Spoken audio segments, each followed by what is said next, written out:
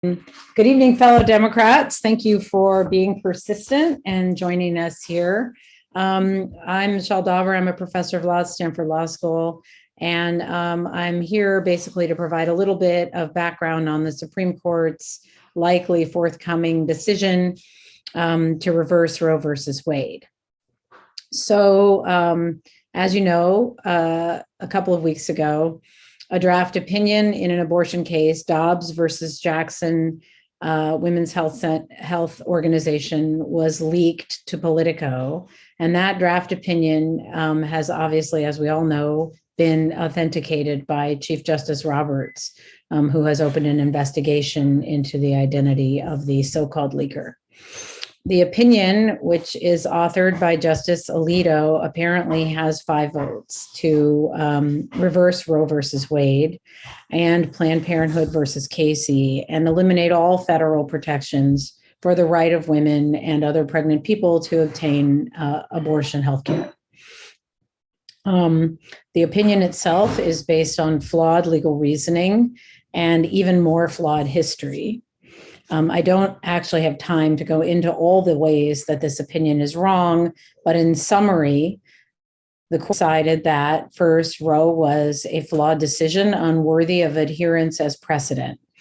This means that despite the fact that women and other pregnant people have relied on the right to safe legal abortion for nearly half a century, this court is taking that away by fiat.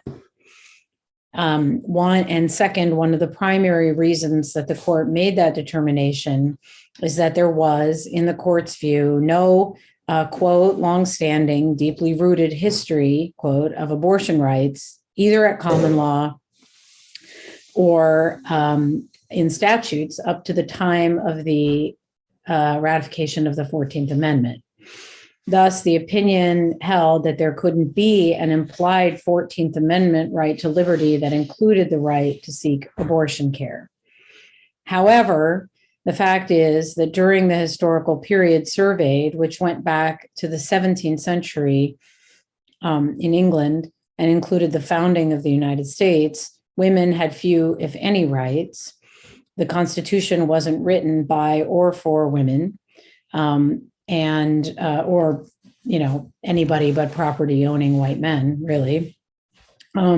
So the fact that Justice Alito could find no reproductive rights in a system of law that didn't enfranchise women and gave them no role in deciding anything, they couldn't own property, they couldn't deny their own husband's sex, they couldn't vote, mostly they couldn't serve, as jurors.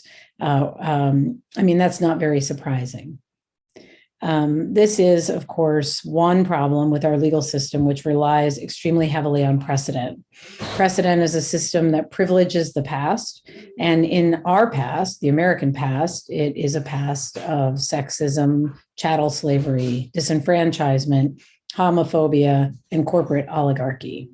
So looking for rights for marginalized people in that past will never yield a benefit for those people, which is a major reason that conservative interpretations of the Constitution, which are often called originalism, tend to favor privileged groups. So what does this mean? Some things are known and some things are not yet known, despite what you may have read. That said, none of the news is good news. If this opinion becomes final, it means that all decisions about restrictions on abortion rights will be made at the state level. And this is because of a doctrine known as federalism, which means that the states control an area unless the federal law supersedes it. So once Roe versus Wade, which is federal law, and Planned Parenthood versus Casey are reversed, states will be entirely free. There won't be any federal law in this area, and states will be entirely free, therefore, to ban abortion, including with no exceptions, as far as we know. Many states have already done this. About half the states have already banned abortion, and only 2 of those provide rape or incest exceptions, something that was really the lunatic fringe of the position of the lunatic fringe of the Republican Party. I mean, even extremely conservative senators like Lindsey Graham never supported abortion with no rape or child sexual abuse exceptions. I mean, Ted Cruz was, the one senator. And, even Graham called him, just sort of a far out wacko for that position. This is becoming the mainstream Republican position at this point. Some states have insisted that they're going to continue to protect abortion rights and are starting to move to amend state constitutions. You may have heard that Gavin Newsom is proposing this. And this would, in theory, protect or at least slow down a future Republican president and Republican Congress from banning abortion by act of Congress. However, it would not slow it down much because federal law is supreme over state law, and it preempts state law. So a federal abortion ban would not be slowed much by the kinds of measures that various state legislatures are talking about taking, including state constitutional amendments. And of course, the Supreme Court always has the option of declaring that, life begins at, conception, which I think is, in fact, something that we may see coming. Currently, though, it appears that red states are going to ban abortion and blue states aren't, roughly. However, this isn't going to help poor pregnant people with no way to travel. And because the boundaries to the red states in the former Confederacy are largely contiguous, the geographic area under ban is going to get larger and larger, and making travel to a place where abortion is available harder and harder, and the distance is longer and longer to cover. And that, of course, is going to be more difficult for people who don't have time off work or a paid time off work, or can't afford gas, or, don't have any way to travel, very long distances. Many things, what are the things we don't know? Many things are left unanswered in this opinion. For example, what are states allowed to ban beyond abortion? And this has been the subject to a lot of speculation in the press. What about gay marriage, same-sex marriage? What about other, rights that are implied in the constitutional right to privacy, like birth control? What about certain kinds of birth control, like IUDs and some kinds of medication that could be seen as abortifacient? That is, a fertilized egg is somehow expelled during the process of that birth control. So can states ban these kinds of contraception methods? And as you may know, some states already are passing legislation that bans IUDs and other forms of, Plan B and so forth. Plan B is not, in fact, abortifacient. I just want to say that, but that is a belief that's commonly held, misconception, and so that is also being that's on the chopping block. Can states criminalize or otherwise penalize traveling out of state to obtain an abortion? Can states criminalize conspiracy to transport a pregnant person across state lines to obtain abortion? And these are all questions that are going to have to go back to the Supreme Court. And given what they've already done, the prospect of any of this going to the Supreme Court ultimately is not a good prospect, in my opinion. Also unknown is whether the court will at some point require states to have an exception for the life of the mother. We know that the mother's health isn't going to be sufficient, and we know that rape and incest, as I said, is not likely to be required, just looking at this opinion and the way that it's being received by abortion opponents. In my view, this is state-sponsored sexual violence. Also unknown, and I hesitate to get into this much, is what other, and I mentioned this already, what other areas of the 14th Amendment protected privacy rights such as same-sex marriage and birth control. What will happen to those things? Is this, sort of a generalized attack on implied privacy rights in the Constitution or implied 14th Amendment rights? I hesitate to get into this for two reasons. One is that the opinion itself specifically has a disclaimer saying that this opinion singles out abortion and abortion alone. And so the opinion literally says in it, we're not coming for gay marriage or for birth control next. However, they also, all of these people also said, most of them said that they saw Roe as settled precedent. So I don't know how much you feel comfortable believing them. I feel comfortable believing them zero amount because they are proved liars. But, to the extent that we believe them, they said, we're not there. But I also have personally found it kind of problematic that so many of the press accounts around this case have said, they leaped immediately. Like, the ink wasn't even dry yet on the Politico story. And, the headlines were, what's next? As if this weren't bad enough and didn't deserve, sort of our full attention. It was almost as if, abortion, but let me tell you about something else that is, really bad, birth control or gay marriage. Of course, those are really bad. And as a matter of coalition politics, we all care about all of those things. And that I am not saying that is not important. I'm saying losing the right to abortion for women means losing bodily autonomy. Women have the right to consent to sexual contact, that is to say no to sex they don't want, and to say no to children they don't want. We have the right to control our reproductive health from having sex or not having sex to having babies or not having babies, and everything in the middle. And that alone is bad enough without having to say, abortion, but here's this other thing you might care about more.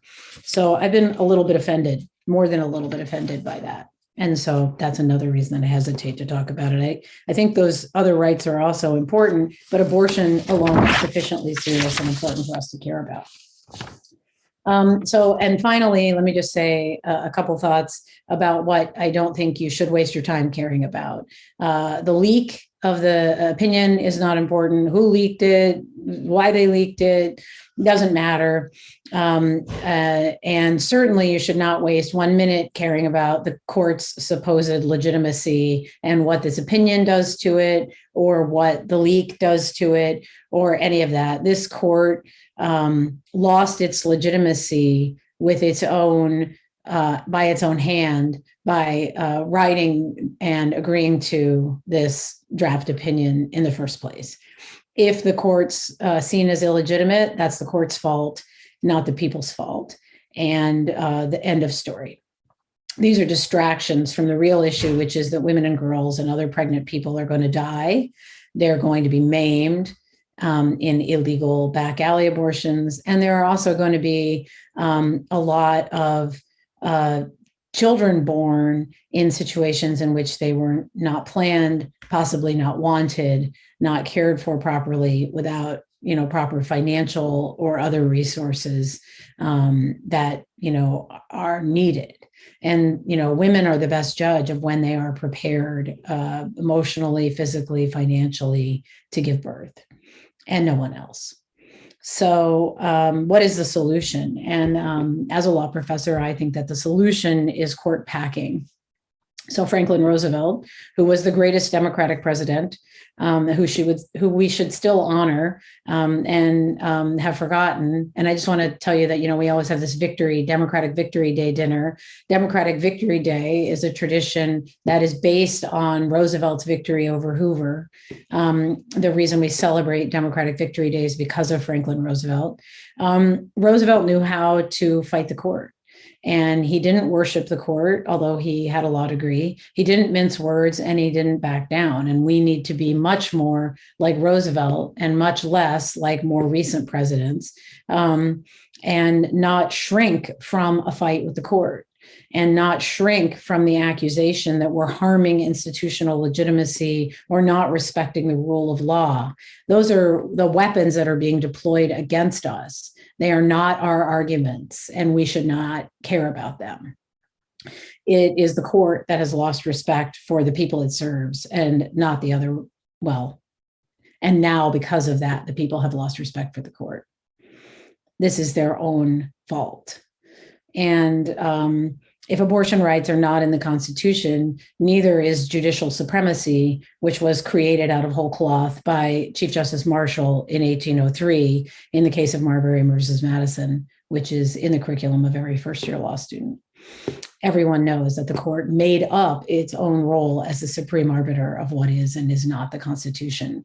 And that is no more in the Constitution than abortion rights. To me, and I think to most Democratic women, this decision is reprehensible, and it shows that women's rights can't be left to courts. They're too important. Courts, judges, and juries in the legal system have historically failed to protect women's rights. And this is just one more egregious example. So that is my background on this case. And now I would be happy to turn it back over.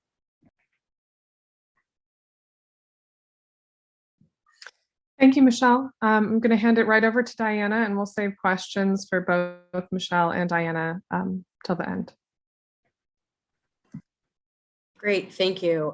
Michele, that is always a very sobering speech to listen to, but I think it's really a great framework and really important, so thank you. As Jenny said, my name is Diana, and I'm the Director of Public Affairs for Planned Parenthood in Marmonte. I specifically cover the Silicon Valley Coast region. So I'd like to just get a little bit into items that the professor had not yet discussed, and give some insight in terms of what we're doing, and then also sort of what we've already seen and what we're expecting to see, and then perhaps a couple things that folks locally can do, because I feel that that's always a place too where people want to know, what action items they can take. So as Professor Dauber mentioned, states aren't waiting for the Supreme Court to tighten their laws. They're already doing it because they have been empowered. In the first 6 months of 2021, more than 500 restrictions were introduced across 47 states. In roughly that same time period, states have enacted, altogether, states have enacted more than 1,300 restrictions since Roe v. Wade was decided. So just to give an idea of how actively people have been working against this right. And even more sobering, I guess, is more than 500 of those restrictions have come into place since the beginning of 2001. So the opposition has never stopped fighting to take away this right. Last year, between April 26th and April 29th, so in 3 days, 28 new restrictions were signed into law in 7 states. And that is the highest number of new restrictions that were signed into law in a single week in the last decade. So I say this really just to remind folks that it's real. People are continuously fighting against allowing women and other people who can be pregnant to have autonomy over their own bodies. As the professor mentioned, more than half of the states will go dark when Roe v. Wade is overturned. I have a map that I'm happy to share with folks, but it is a map that shows that basically, if you live on the coast on either side, minus the southeast, the very southeast portion, Florida, et cetera, you will have access to care. You live anywhere in the center of this country, you will not. And so part of the reason that is so important is because we are suspecting a roughly 3,000% increase in people of reproductive age who would find their nearest health center in California should the 26 states ban abortion. That is a massive increase. And what we've seen is that the folks that are most impacted by this are people that have a lower socioeconomic status, groups that are already marginalized. These are the people that most need the services that are going to be the first that don't have access to them, right?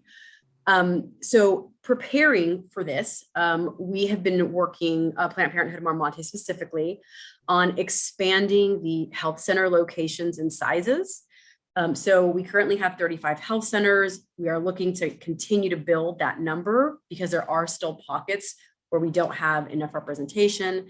And we are simultaneously looking at increasing the sizes of the health centers that we currently have. We are also looking at increasing laboratory capacity to nearly double. That's obviously very important because we are increasingly seeing a spike in the number of patients, both Californian patients and then patients from out of state. We are investing in provider training. With the current number of providers that we have, we will not be able to keep up with the demand that patients will have. So one of the things that we are also doing is making sure that we have the providers necessary so that folks aren't also having to wait inordinate amounts of time to get the services that they need. We are doing a lot of work supporting out-of-state patients, and we are working with the California legislature and supporting and developing any legislation to further protect patients and providers.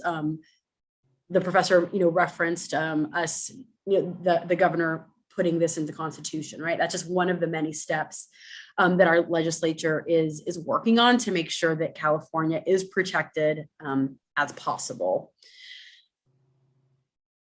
I want to share a little bit about what we've already seen happen. And this is, again, just for the Marmonte affiliate. We are the largest affiliate in the nation, but we are just one affiliate. So from July 2021 to April 2022, so just about a year, every patient that came to us from Texas came to us after SB 8 went into effect. Nearly 2/3 of the patients that we saw had a family income level below $26,400 annually. So when we talk about the folks that are most impacted by these are people that don't have the luxury of additional income to be spending on travel, on hotel stays. They're not going to work. They're missing out on wages. They're not with their family. They need, that when you travel, you need to eat as well, right? These are all additional out-of-pocket expenses. So I think it's important for us to remember exactly who this is most impacting. Additionally, more than 2/3 of them identified as people of color. So again, when we think about the demographics of the folks that are being most impacted, it is disproportionately lower income people of color. Patients sought services in nearly all of our 35 health centers. So that includes them going to Reno, since we cover there. So we saw patients from South San Francisco all the way into Sacramento, Joaquin Valley, down into Silicon Valley and the coast, and all the way down into Central California and Bakersfield. So they are coming to us. They are traveling anywhere they can within California to make sure that they can access those services. And we also saw patients from 23 states, Washington, D.C., and Guam. So they are coming to us. They are already traveling these incredible distances. And we know that that number is going to only increase when Roe v. Wade is overturned. And so, despite all of the work that we do, as the largest affiliate, we do still have an obligation to our local patients, but now we absolutely have an even larger patient population that we will be serving, because we know that all of these out-of-state patients will be coming to California, where they will have the ability to access quality healthcare in a place where they are going to be safe.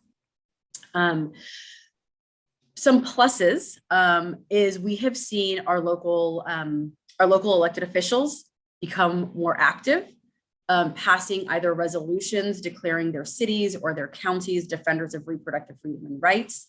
Also working on creating ordinances that protect the areas around reproductive health centers, not just Planned Parenthoods, but any reproductive health center, as ways to protect our patients and ways to protect our providers. And so, this has, I think, been a very unfortunate catalyst, though, that has really brought people out and forced them to start not just talking the talk, but really walking the walk in a way that is meaningful, so that folks can be protected and folks can continue to have access to care. As you know, on Saturday it was a massive day of action, and there were actions, that bans off our body actions throughout the entire country. Both Michele and Jenny were integral parts of making that happen. But there were folks from all walks of life who were there supporting, and so I just think it was a good snapshot and a good reminder that this region is very supportive, but it is with that support that we work from a place of privilege, and we have the obligation to make sure that other people within California and outside of California that can access care can come to us, because even within California there are different levels of support. And so our region specifically is really a place where people can come and access that care. A couple of other things I just wanted to note. There are a number of ways that people can get involved. One of them obviously is donating locally and volunteering locally. We recognize that not everyone might have the ability to donate, but any funds that we get obviously go towards the expansion of what we are able to do. And then also volunteering locally. There are multiple volunteer opportunities that we have that range from in-person to virtual, depending on folks' comfort level, but where you can go and you can speak at city council meetings in support of legislation, or you can write letters, or you can share your own story. Because one of the things that we've recognized is it's really important to put a face on this and to give out those stories, because then it shows that there are real people that are being impacted, by this. And so we very much appreciate any sort of volunteer time that folks can give us, or donations as well. And I see Michele has has upped the ante there, which I appreciate. So we've got a match going here, and I promise every single set will be put to very good use. Other sort of ways as well, if you follow any of the big players on social media, that's usually where you can find sort of the newest, latest, greatest of what's going on. But then we also have some vetted funds for out-of-state folks. So we have some that work specifically in Texas, some that work specifically with Black women or young adults. And so I have a list of those funds as well that I can pass on to Jenny if you'd like. And so that those can get distributed, as well as just other options of places where people can support. And lastly, as I mentioned, we do have numerous volunteer opportunities, including opportunities to, not just work with the organization, but also storytelling training, volunteer training, applying for our young professionals cohort, so that people of all ages and income levels can be involved. And so we are always happy to share those opportunities and bring in more folks. So that wraps up this things, specific items that I wanted to share. I'm also happy to send my contact information. Jenny, I know you have it, but I can send it around again to everyone. If anyone ever has any questions, we are 100% willing and happy to answer anything that we can to make sure that we continue this fight as a coalition. It's obviously not something that that we can do alone at all. And so, any support that we can give folks, we are happy to do, and any support that we get also is much appreciated. So with that, I will pass it over or back to Jenny. Thank you, Diana. I'm going to go ahead and add Michele to the spotlight and open it up for questions. But first, I just want to thank Michele, who offered to match $500. And we have two people, Deanna and Leslie, who have agreed to donate $100. So we just need $300 more to meet Michele's matching goals. So if you are interested in donating and want to make a pledge in the chat, that would be fantastic. And now we can go ahead and open up for questions. So if you have a question, please raise your hand, or I think we have a small enough group here, you can also unmute yourself. Let's go Democrats, $300. Let's get the money out there. Planned Parenthood needs us.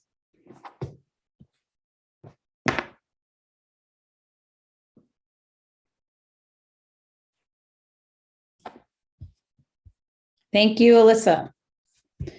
Any questions? There is no. Oh, okay, great. Okay, this is going great. Diana, can you put I the? absolutely can. Give me 1 second here. I'm looking it up.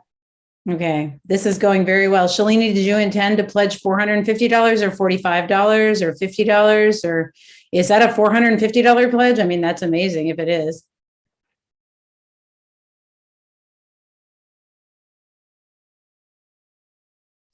Sorry, it was supposed to be 50. I put it in again a second No time. problem. Okay, great. Okay. Okay, all right. So the link's coming for where people can make their donation. Thank you, Miriam. Are there any questions while we're running this little fundraiser? There we go.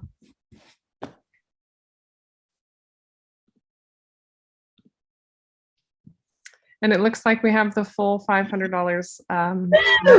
But don't over. stop now. Let's keep going. And so with Shalom's commitment, we now have $1,100 raised for Planned Parenthood. So Thank you, keep it Democrat. coming in. Don't stop the momentum.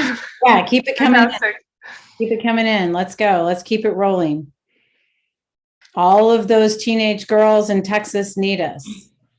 And, you know, I heard on NPR, since there don't seem to be too many questions, and maybe Diana can comment on this. I heard on I think it was NPR, or maybe it was on the Daily podcast, that one thing that can happen is, you know, because all of these out of state people are going to be seeking abortion care in California, it may become harder for Californian individuals to get care. And of course, abortion is something that has to be, you know, it's on a time schedule, right? It gets riskier and, you know, less, you know, easy to do, say, with a medication abortion, the longer it goes on. So we really, you know, want people to get that first trimester care if possible. So it's on a clock. And so we really need to make sure that this is available, and that, you know, when we have so many people coming from out of state, I mean, there's going to be a huge flood. It's going to slow down the opportunities for people who are already here, who may not realize that that's happening. And so they may not call, you know, well ahead enough that they can still get their care on a timely basis. So maybe Diana would like to talk about what Marmonti is going to do. Thank you, David. What Marmonti is going to do in order to make sure that you don't get so swamped that people can't get their care on a timely basis. Yeah, I think that, that's a great point. And it is obviously a concern, right? Because as I had mentioned, as the largest affiliate, we already see an uptick in numbers every year of folks that we serve for on all aspects of healthcare. And so, you know, as I had mentioned, you know, expanding the size of the health centers and also the number of providers, because that is something that we've absolutely seen, is that current number of providers will not cut it whatsoever. So we are creating all of these programs to really make sure that we can keep folks getting the care that they need. And then also working, you know, diligently to figure out, you know, all the ramifications and the legalities, though, of allowing folks to access like medical abortions as quickly as possible, and as to keep sort of that component of it moving, because there are definitely folks who, even out-of-state folks, who that might work better for them. So it is definitely something that is still working on it, absolutely at the forefront, because as I mentioned, well, actually, I don't think I mentioned this. We're expecting to see anywhere from 300 to 500 more patients a week for our affiliate. So, I mean, you can just imagine what that means to the workload on the providers, right? You know, and also, you know, I'll mention that not all of our health centers are free of protesters. So our providers and our patients are regularly coming in some spaces, having to deal with less than kind people saying, doing, intimidating them. And so just making sure that we can get things as streamlined as possible, get folks in, out, the care that they need, where they feel safe. But as we are able to continue to develop that program more, I'm happy to keep sharing what is sort of what we are doing, and also kind of what we're continuing to do. And I will also know that elected, as I kind of mentioned, our elected officials are really starting to back us in ways that are tangible. The County of Santa Clara gave us $3 million to help. We have other organizations, other kind of offices that are also looking at different sorts of funding. We've received some funding from state offices for equipment so that we can be better equipped. So all of that built to, like, on its own might not seem like a ton, but once you compile all of that, it's really making some massive differences on the number of folks that we'll be able to care for. I see a couple questions in the chat. So and before we go to the chat questions, I saw Alyssa had her hand up for a while. Alyssa, did you still have a question? Yeah, I was just wondering what volunteer opportunities the Marmonte location had specifically available, or if you guys were getting inundated with volunteers. Never such a thing as too many volunteers. I will put that link in the chat as well, because it ranges and we've got stuff kind of lined up already for months. One thing that we have on the horizon, but we have not started again, are our patient escorts. So that's still a pin in that, where we used to have those in some of our health centers prior to COVID, and we're working on rolling those out again. But I will put that link in the chat as well. Great, thanks. Mm-hmm. I see that there's a question from Pete Brunetto about whether you need nurse volunteers. Ooh. I am not sure. That is a good question. I've not yet been asked that. Can he email you directly to find the answer? Absolutely. Yep, Can you absolutely. put your email in the chat, Diana? I will. Let me get this volunteer in there, and then I'll do email right now. I see a couple of questions about federal legislation. And thank you to all the people donating online. Keep it coming, keep it coming, keep it coming. This is Silicon Valley, and dig deep. We all can afford to do this. Let me, or at least many of us can, not all of us, let me say that. So on the question of federal legislation, so let me give you my opinion about that. We're going to be devastated in the midterms. The math to me does not look good. And so the idea that we would have the opportunity, even under the current math, to pass federal legislation, I think we saw that those hopes evaporate. I think after the midterms, that gets even less likely. The good news on the federal legislative front is that they need the presidency to pass a full-on 50-state abortion ban, which is what Mitch McConnell has already committed to try to do. So obviously President Biden will veto that. And as long as we are able to mobilize in 2024 and hold the White House, which is a big if, but as long as we're able to do that, they will not be able to force a 50-state ban upon us. But in terms of our odds of being able to get the kinds of majorities that we would need in the Senate, right, that's a filibuster-proof majority, 60, and also hold the House, especially with the gerrymandering that we're seeing, that seems quite remote to me. In terms of court packing, I saw a question about court packing. Obviously, I'm in favor of court packing. I think that's the next right thing to do. There are a number of different alternatives. One is term limits. Obviously, there should be term limits because, we can't get these people to retire when they should, so yes. But that won't solve our current problem because Trump has packed the federal courts and we need to unpack them.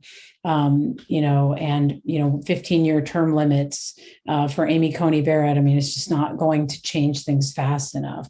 So I think we need to expand the court. We need to add justices and judges to the court so that we have an opportunity to have a court that, cares about women's rights.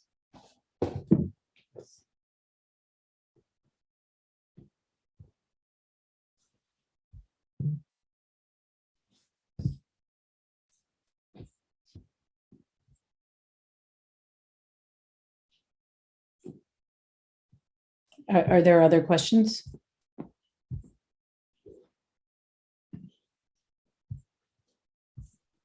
Pete is asking if it makes sense to have as many justices as there are federal court districts.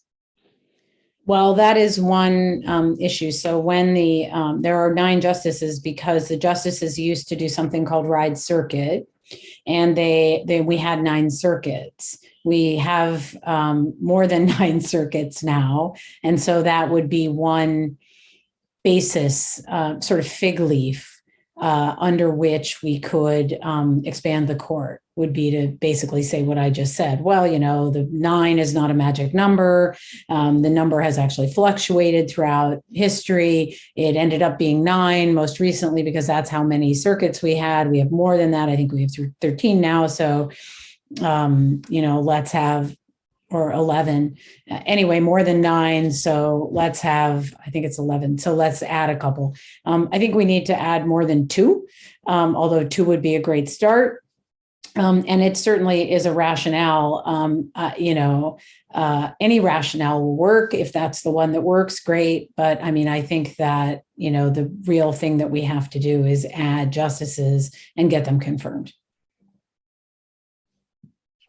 And circling back to another part of Alexia's question, how can we get the Democratic Party to be as fierce in their defense of these rights as the Republican Party is in their attacks? She also followed up with, given what happened with the Women's Health Protection Act, what can we do next? So I think you've mostly already covered this, but just want to open it up again in case there's any additional thoughts on how we can move the Democratic Party forward. The Democratic Party has not done enough for women's rights, in my judgment. It hasn't supported key important women's issues with the same ferocity that it supported, the continued use of fossil fuels. Women are dead last often, and we have a very, moderate to conservative Democratic Party right now. So, what can we do to make the people in power better? We can elect women. I think that's important because even though not every woman, is going to be pro-choice or feminist, God forbid, and there are plenty of pro-Trump women out there. The odds are that if you're electing a Democratic woman, you're electing a pro-choice person. I think electing women of color is a really important goal. And I think here in California, that's a thing that we should really be doing. 98% of Black women voted against Donald Trump, voted for Hillary Clinton, and less than half of white women voted for Hillary Clinton. So white women are less good allies in all causes that Democrats care about than women of color, particularly Black women, generally speaking. So I think electing women, and particularly electing women of color, is a very good goal. What I'm trying to say without being too much of a bummer is it's too late. It's too late. The time for this was, 2016. And all we can do now is try to limit the damage that's been done. And we can limit that damage by keeping the money coming to Planned Parenthood and other organizations and by going into the streets. I think we're past the like, send your congressman a letter point of this. I think that we need serious direct action. We probably need nonviolent civil disobedience. We need to see the kind of activism that we saw, for example, with ACT UP, to pressure the government to do something about AIDS, for example. We need to see serious nonviolent civil disobedience activism in the streets to stop this train that is already hitting women across the country. And we need to let the Democratic Party know that this has to be their top priority, ahead of absolutely everything else. I think there are real questions about whether white women are up to the job, of being that out front and activist. And I think there are real questions about whether so-called liberals are going to take on the court with the kind of force that we need to take on the court. There's a real religious, sort of cult around the court, and the idea that, you can't challenge judges. I mean, I led the recall, and Jenny and Leslie and other people on this call led the recall of Judge Persky, and he was just a state court nobody. And, we were really kicked down the block for that because, how dare we challenge a judge? And now we're talking about the Supreme Court. We have to drop our, religious, worship of these judges. These are just, people. And if they're not going to serve the people, then they need to go and be held accountable for their behavior and their actions. And we can't be afraid to take that on. Unfortunately, I don't see that yet. Maybe when the decision comes out and is final and people are really looking at what is going to happen, maybe then when it's too late, people will really go into the streets. But I don't know. One of the things that really characterizes American politicals, particularly white, upper class, bourgeois American political institutions is quiescence, So I just don't know if people will do what it's going to take. There's also the danger that rich white people will say, well, I'm always going to be able to get abortions, the donor class, of which I am a member, right? There's always a danger that wealthy white women will say, well, my daughter's always going to be able to get an abortion because I can fly her to another country if I have to. I'm going to be okay.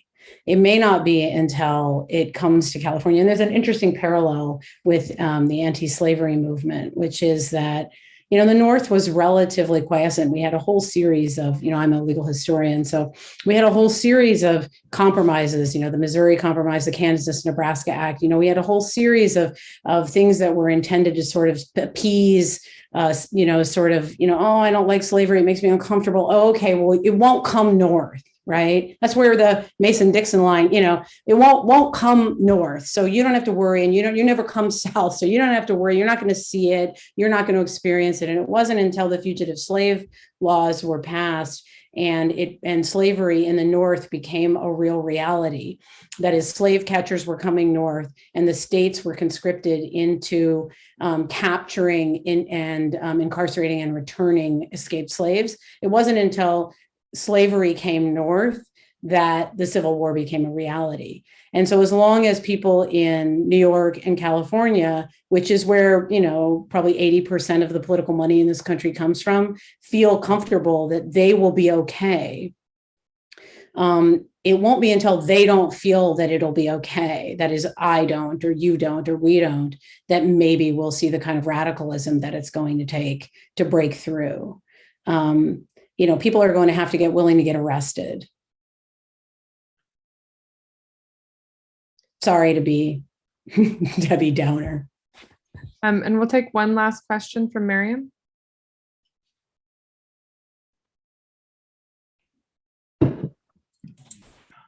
I actually, I don't know if it's a question or not, but I keep hearing that we are going to lose the Congress, the Republicans are going to win.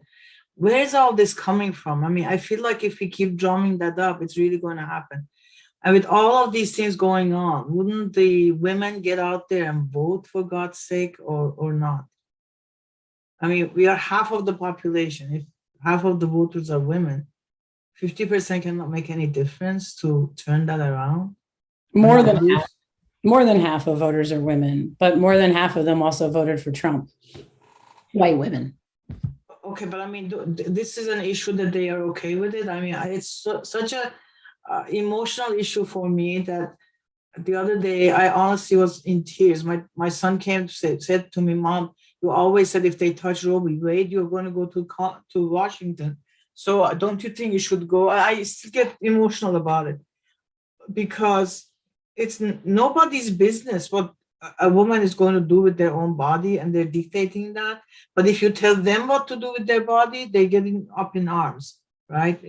Nobody can tell a man what to do with their body.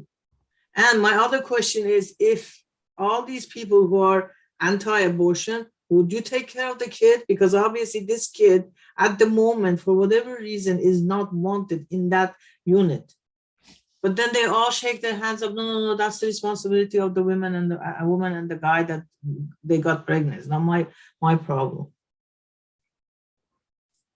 You know, it's really unbelievable. Of all these countries in the world, we are supposed to be progressive, super duper country, you know, whatever, and we are going backwards to dark ages. Well, I don't think that it's a simple answer to your question. First of all, there's been tremendous voter suppression, and voter suppression continues. And the Supreme Court, of course, has gutted the Voting Rights Act. Second, there's been terrible gerrymandering because, you know, President Obama did not do enough to support the party and to support state parties. He didn't pay attention to that. And there were Republican takeovers of something like 39 state houses during his administration and shortly after. And what that means is that we just had redistricting, and, you know, there's tremendous gerrymandering going on. So it's very difficult. The election math is very difficult. I'm not saying it's 100% impossible, but, you know, and third, a lot of these Republicans are women, you know, white women have screwed us all, you know, and, you know, it's a big problem. And so there's a bunch of different things going on here. And so in answer to your question, you know, why aren't women in Tennessee? Why aren't white women in Republican areas in Tennessee just willing to suddenly vote Democrat, you know, to save abortion rights? You know, they're anti-abortion. That's why they support this. They're celebrating this. Yeah, I think we have to always remember that there's a number of people who voted for Trump, even if they didn't like anything else about him, because this is something he said that he would do. And there actually are a number of people who that was their one issue, and he promised he would deliver that, and he did, and they're happy about that. There are, you know, there's a segment of the Republican population that has been organizing relentlessly for this for decades. And that's why, like, I'm just happy to hear you saying, Michele, you know, that for a lot of this stuff, it's just too late, because we haven't been doing, I mean, Democrats haven't been doing what we should have been doing or would have needed to be doing for the past like 30 years, you know, to fight back against this. And I think that's one of the things that's been frustrating for me, is to be a Californian, you know, and to see this happening. And because there is so much of that, like, why should somebody in California care about this? When you add to the quiescence that you're already talking about, the fact that, you know, it's like, well, you're okay here.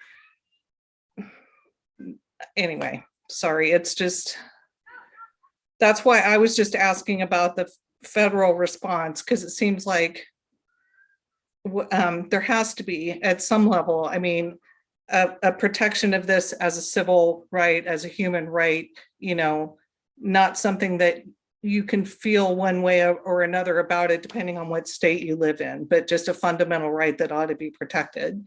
Yeah, I mean, Bill Clinton really kicked this off with safe, legal, and rare. And when he said safe, legal, and rare, what he did was he stigmatized abortion. Yeah. And he was trying to do, this classic sort of triangulation, but he threw abortion rights under the bus with just that, sort of slogan. I just want to respond to Helen's chat, and Diana may have comments too about the mayor's race. So Cindy Chavez is this club's endorsed candidate. She's also the sole endorsed candidate of Labor, and she's the sole endorsed candidate of the party. Recently, her main competition, her main opponent in the race is Matt Mahan, who we did not endorse. And Matt Mahan refused to answer whether he would support public funding for abortion.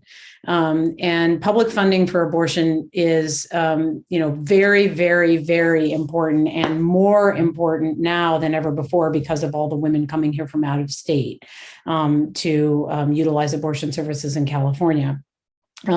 Cindy led the way to allocate $3 million, I think it was, to Planned Parenthood Marmonte because of this specific thing from at the county where she's currently a county supervisor, and has said that she will remain committed as mayor of San Jose to providing public funding for abortion, including, however necessary, and to participate in that. And Matt has refused to answer that question, dodged the question, said it wasn't really something to the effect of it wasn't really that important to him, and he didn't think it mattered to the mayor, for the mayor to do that. And there's a video of it that's circulating. And so people have been asking, what can I do locally? What we can do locally is get out and walk for Cindy Chavez right now. There's still, ballots have landed, obviously, but there's still 2 weeks left, in which I think 3 weeks maybe, in which people are going to be voting, and we can get out and support Cindy. She's our endorsed candidate. She's the sole endorsed candidate of the party. And Matt Mahan is not as pro-choice as Cindy Chavez. I can add to that our C4 arm, Planned Parenthood Advocates Marmonte, has also endorsed Cindy for that seat. And on Wednesday, the San Jose City Council, the Rules Committee, will be putting forth a memo to see if it gets agendized for the City Council meeting, where they will be looking at developing policies to help protect patients and providers in the city. So that is a Wednesday vote through Rules Committee. And then if that passes, we can see when that item would be agendized. So that's just another local piece. And then if that item were to be agendized, obviously at some point it will be discussion before the City Council, and they will have to vote on what action to take based on the proposals that come from city staff. So get out and walk for Cindy. When can we do that? Are there any upcoming walks that we can join? Does anyone on this call know? Helen? Let me find out for you. Okay.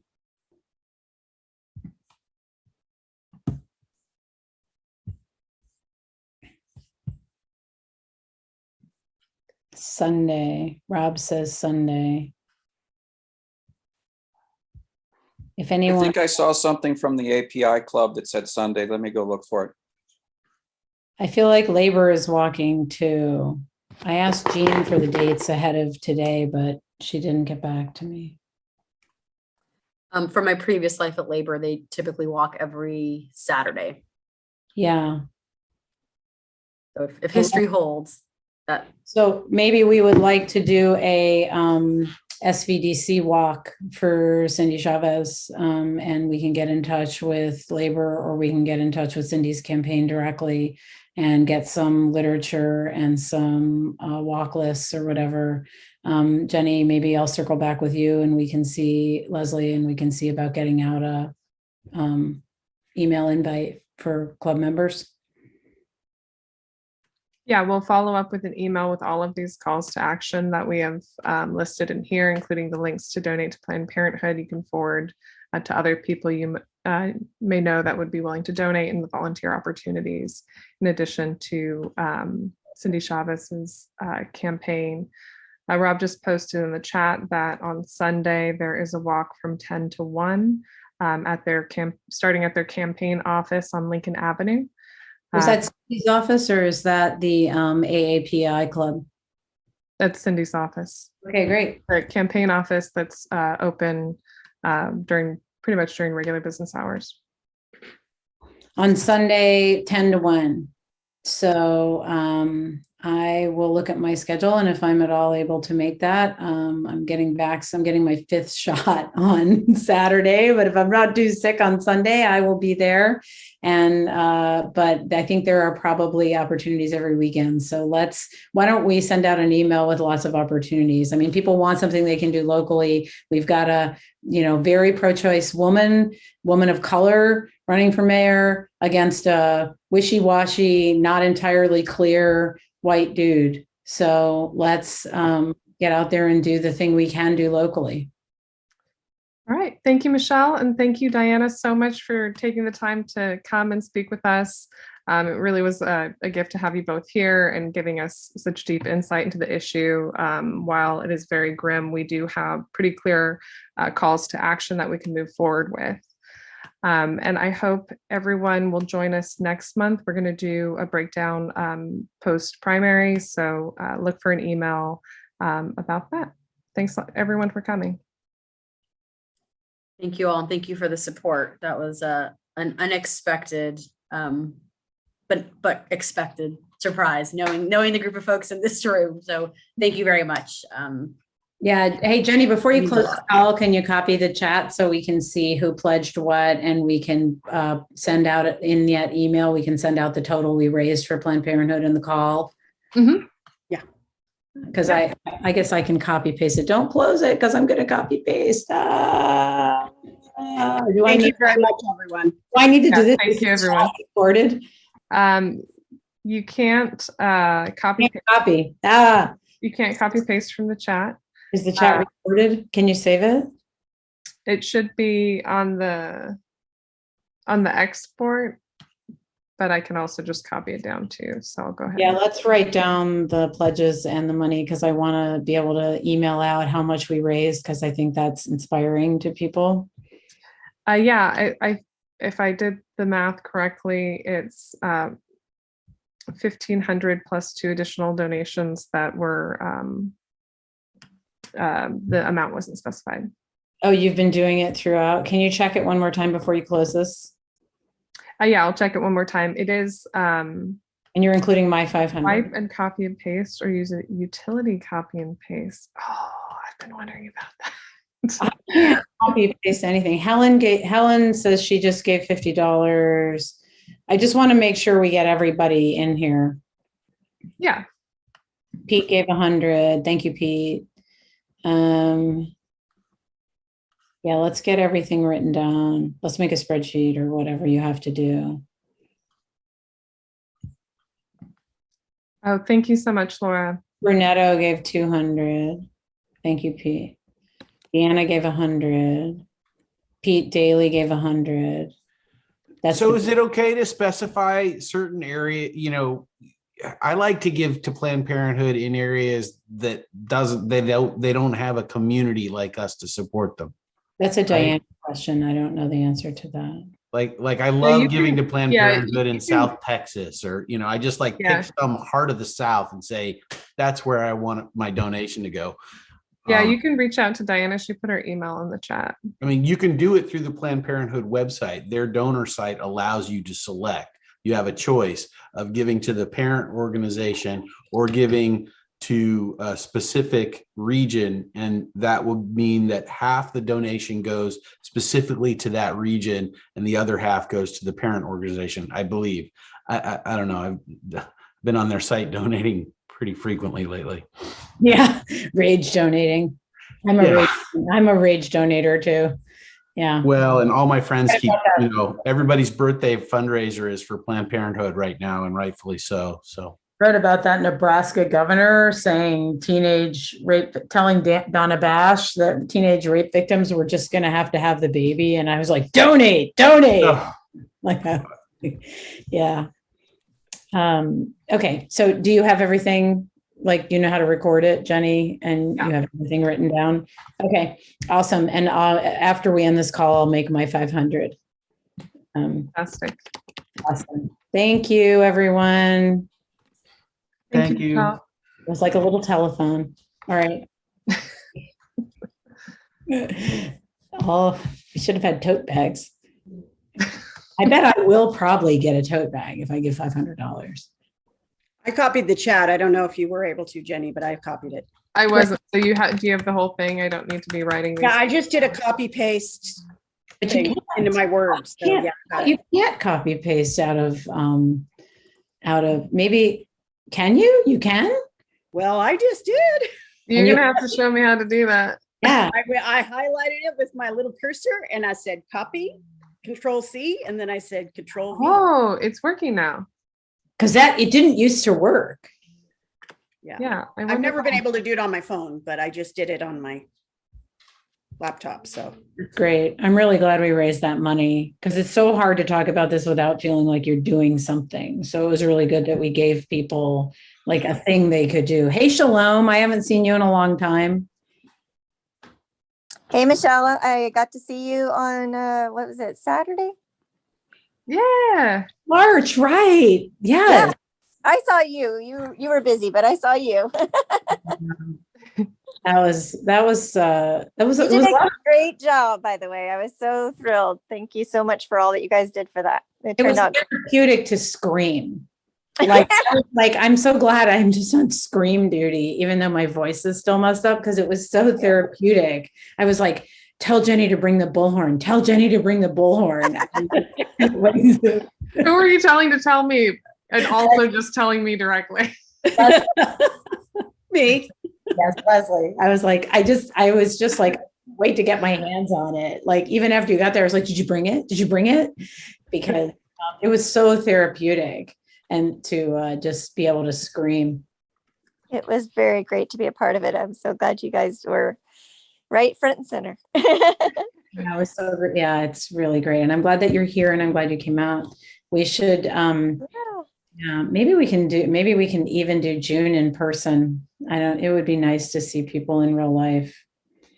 That's great.